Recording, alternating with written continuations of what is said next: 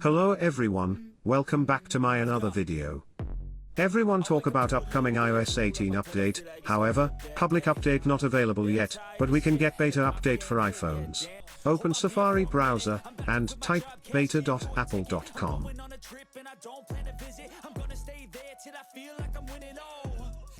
Sign up with your Apple ID, same as your iPhone Apple ID.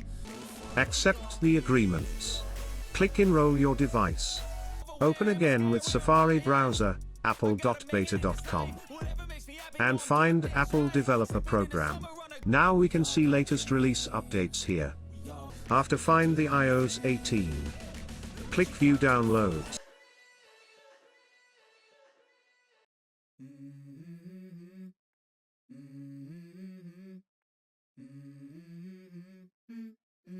Let's go. I wake up to a little bit of drool on my pillow, feel like it's gonna be a bad day. Yeah, I'm tired of shit and the coffee ain't hit. We can see iOS 18 available now.